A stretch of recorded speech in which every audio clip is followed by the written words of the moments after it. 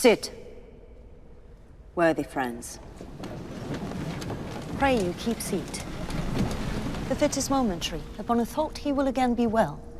If much you note him, you shall offend him and extend his passion. Feed and regard him not. Are you a man? Hi everybody, I'm Peter Travers and welcome to Popcorn, where we tell you what's happening at the movies.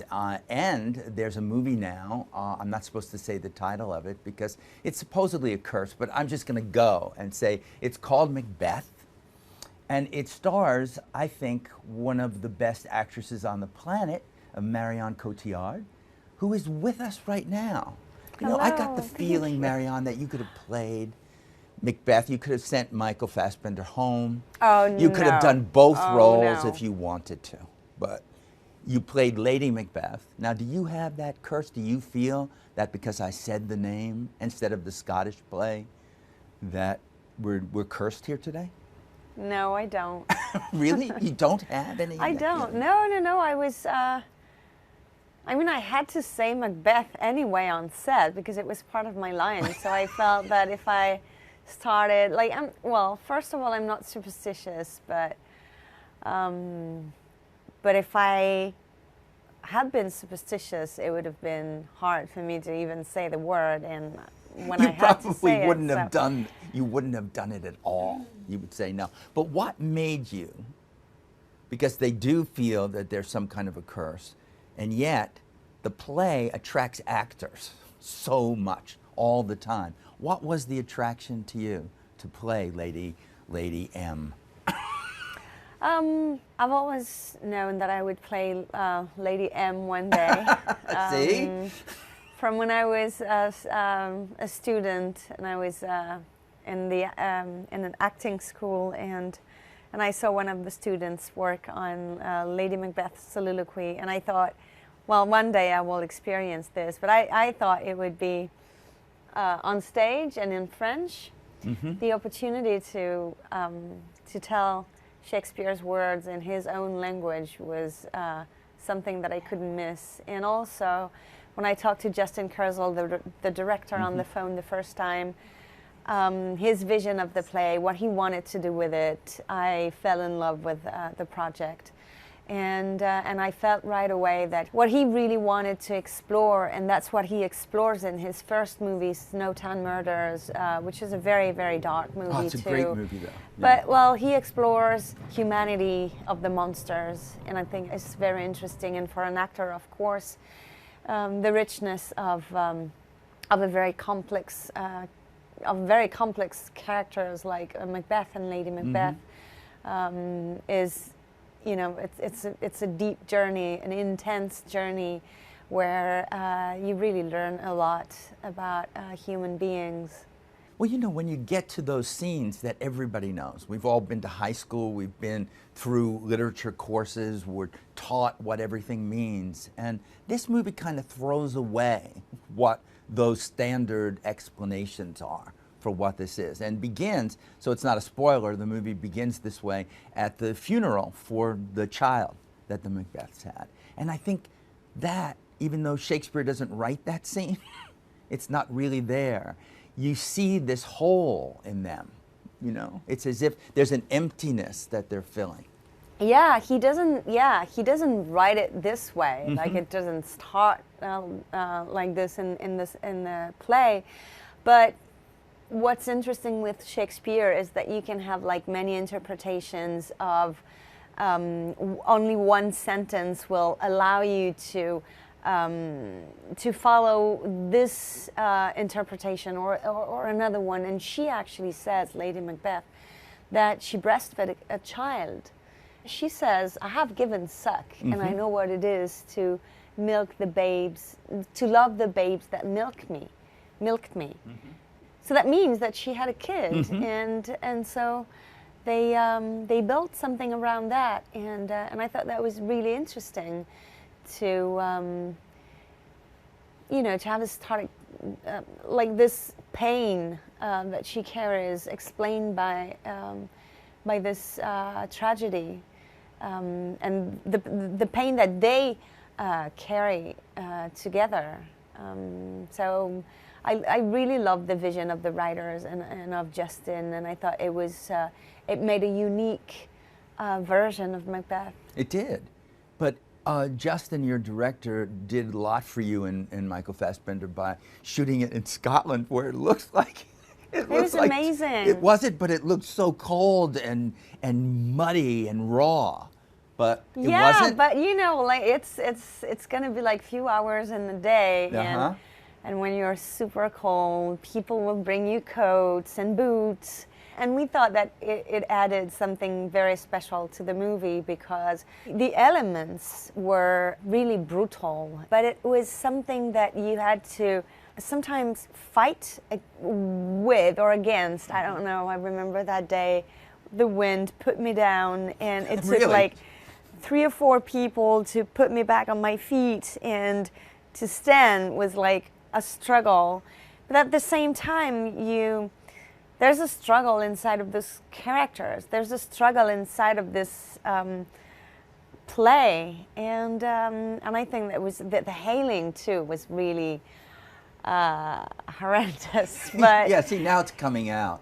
Yeah, it's but horrendous. it was, yeah, you know, when you're an actor, you need to use everything that is around you to emphasize or transcend, you know, what you do and where you are. And I kind of loved it, even if sometimes it was hard, but it was, you know, again, it was relatively hard. Relatively hard, okay, I'll accept that. That's a good answer. But when you come to the speeches that everybody knows and everybody's been taught, like Out Damn Spot. Well, you freak out. You do. You do. You freak out. You say, how am I going to do this? Yeah. That's what happened.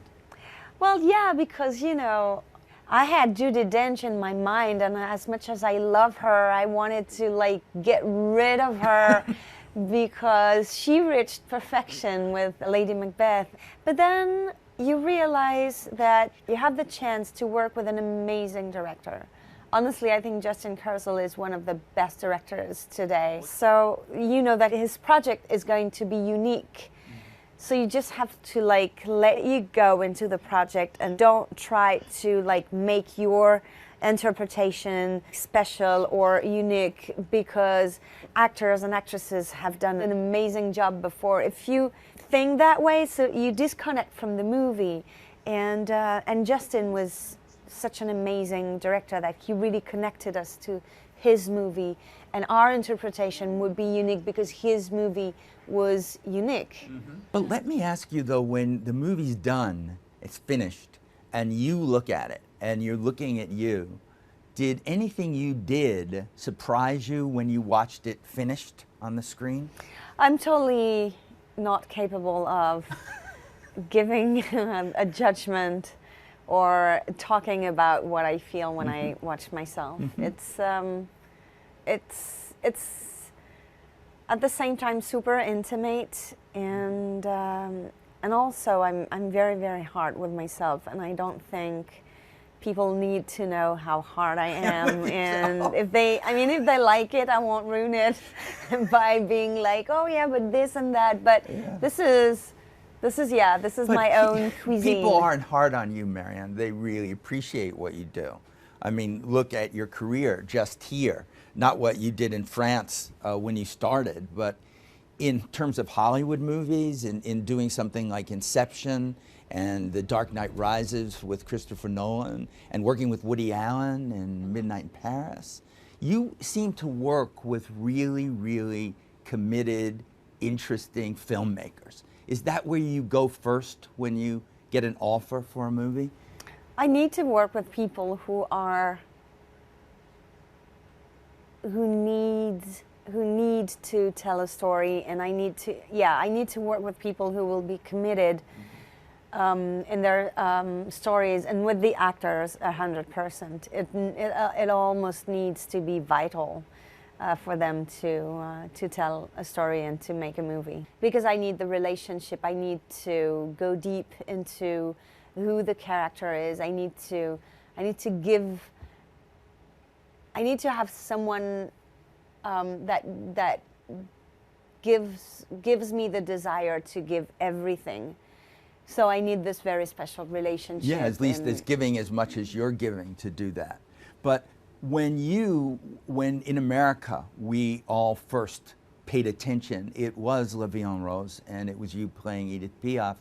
But even winning the Academy Award for that performance as Piaf, that was the first and only time in the 84-year history of the Academy that they gave an Oscar to an actress in a French-speaking role.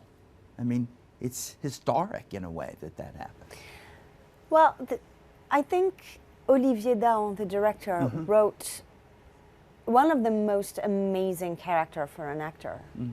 I remember reading the script, and I called my agent, and I was like, which part am I doing? Like from, I guess, 19 to when? And who's going to do the other part? He was like, no, he wants you to do the whole thing. I was like, but she looked like 70 when she died. And I thought, this is risky, but we need directors and writers, I mean, who take that kind of risk to be able to, I mean, to reach like great characters who will allow you to explore like beyond what you have thought you would explore as an actor. And well, we do, but what you seem to be doing, if I just look at your recent work, last year you got another Academy Award nomination for the Dardenne Brothers and 2 Days, One Night. And then that same year, we see you in The Immigrant, done by a friend of mine, James Gray, who I really think has that passion. Oh, yeah. He just can't stop himself. Oh, yeah. It's just like going, but you're a Polish immigrant in that movie. Does anything scare you, Marion? Do you ever say? Everything. It doesn't, you can't. Everything. Oh, I'll play Piaf through all those ages, and even though it's not you singing, you have to project what that voice is that we all know. Well, you know, I say that everything scares me, but it's not totally true. I'm intrigued by the human being's soul, and I really, this is my need to explore who we are and what we are, and so. And I love to explore like unknown territories. Sometimes it's scary. I mean, Lady Macbeth was very scary because I had a lot of pressure taking on the role. But at the same time, you know, you need to take a step back and know that, you know, it's not dangerous. I mean, what could happen to you is that if you're really bad, people will say, "Boy, she was bad." "Oh my God, she was bad," which is not really. I mean, it's kind of hard to live, but also, I mean, you need to learn from everything, and at the end of the day, I mean, it's scary, but you won't die. So as this show ends, and you did this for me the last time, but I'm asking again, it always ends in a little bit of song. What will I sing? What will you sing now to take us out? What will it be? Well, the first thing that comes to my mind, but I don't know if I remember all the lyrics. It's okay. We forgive. We're very forgiving here. Oh, baby, baby, how was I supposed to know that something wasn't right here?